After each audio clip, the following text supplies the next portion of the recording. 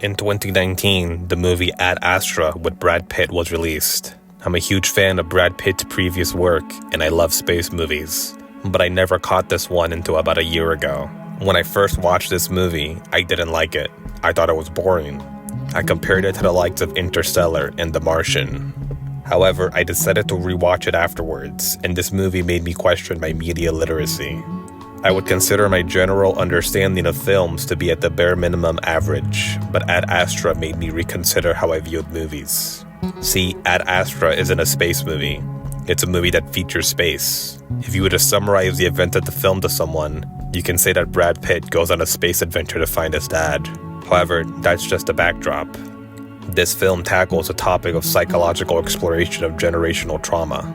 At its core, the film is a poignant study of the strained relationship between Roy McBride, the stoic astronaut, and his father, Clifford McBride, who is considered a legendary astronaut who happened to disappear during the mission to Neptune. Roy's journey through space mirrors his internal struggle with the emotional void left by his father's absence and the immense pressure of living up to his legacy.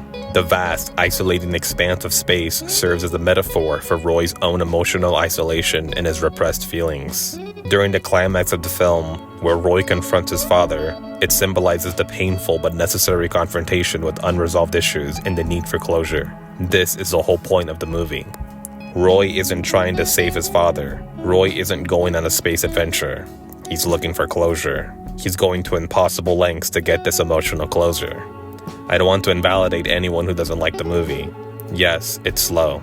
Yes, it's not perfect. But if you don't look at it literally, it makes you question your entire life. A lot of people were expecting aliens or some type of twist, but that's not how real life works. Roy travels this entire galaxy to try and get this closure. He had the option early in the movie for the ship where his father was living to be destroyed, but he had to see it for himself.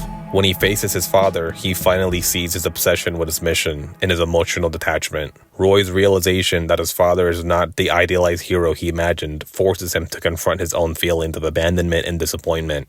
This confrontation is a cathartic moment for Roy, allowing him to begin the process of healing. In the film's concluding scenes, Roy returns to Earth and decides to reconnect with those he loves. His decision to open up emotionally and seek meaningful relationships signifies his growth and the breaking of the cycle of generational trauma.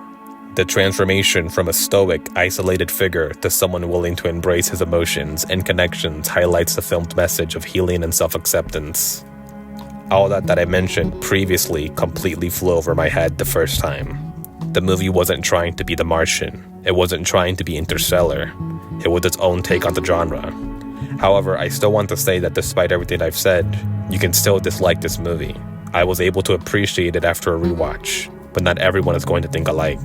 I truly appreciate movies that take mental health seriously, and one that I can relate to even more so. Not everyone is going to feel the same way I do, and that's part of the beauty of movies like this. This movie made me question my life. There were things I realized I needed closure on. Seeing this character go through this impossible journey for it inspired me, thinking that if he can do all of this, I could at least try, and it worked. It helped me turn my life around for the better. Seeing him reconnect with his wife and become an open person towards the end of the film really cemented this journey for me. I think the part that speaks to me is how he has offered a shortcut. He could let them blow the ship up. At that point, he could know what happened to him. He would be dead, but he chose to go forward on the harder path. It's admirable, really. His closing monologue is beyond beautiful. It's a perfect amount of realism while also giving him a satisfying ending. So the way this movie spoke to me, I want to speak to you directly. You may not know it, but maybe you need your own form of closure. You may have something bothering you, something you wish you said. Well, Roy is a perfect example of how it's never impossible and it's never too late. You can be unsure of the future, but you don't have to be concerned.